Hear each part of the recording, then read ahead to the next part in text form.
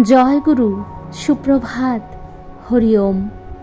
ওম অখণ্ড সংহিতা বা অখণ্ড মণ্ডলেশ্বর শ্রী শ্রীমৎ স্বামী স্বরূপানন্দ পরমহংসদেবের অমৃতময় উপদেশবাণী, দ্বিতীয় খণ্ড।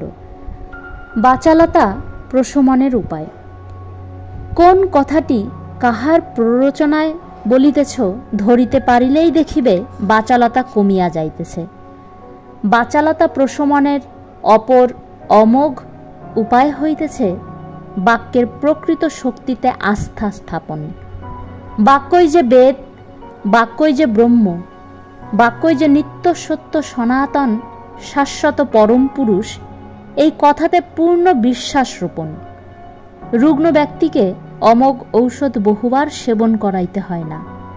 সুনির্বাচিত সত্য বাক্য 2-4 বার উচ্চারিত হইলেই প্রত্যাশিত সুফল প্রদান করিয়া থাকে।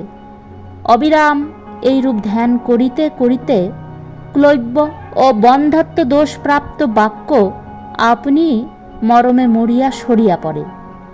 বজ্রবীর্য তেজগর্ভ ওজস্বর বাক্য বলি আত্মপ্রকাশ করে, ফলে বাচালতা নিবারিত হয়। বাকচাপল্য নিবারণের অপর এক প্রকৃষ্ট উপায় হইতেছে বাক্য কথনের শক্তি অপেক্ষা একাগ্র একনিষ্ঠ সত্যচিন্তার শক্তিকে অধিকতর অব্যর্থ বলিয়া প্রণিধান করা। একাগ্র সচ্চিত্তার ফলে জগতে অনেক অভাবনীয় ঘটনাসমূহ ঘটিয়াছে। সে সকল ঘটনা এমন অত্যাশ্চর্য যাহা দর্শন শাস্ত্রের বিচারের অতীতে, যাহা বিজ্ঞানের নাগালের বাহিরে।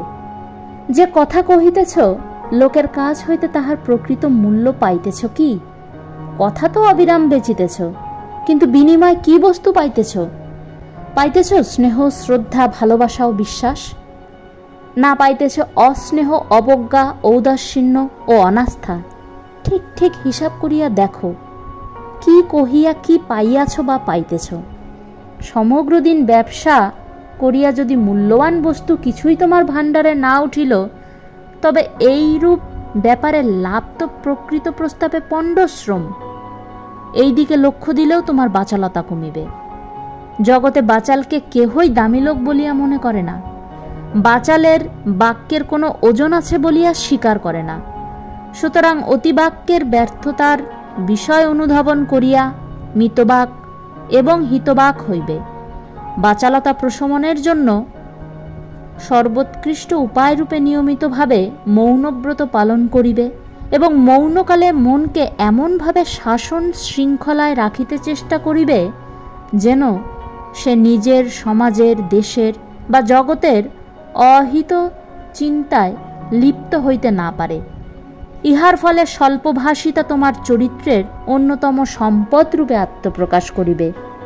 কলিকাতা, 5ই মাঘ 1334। হরি ওম।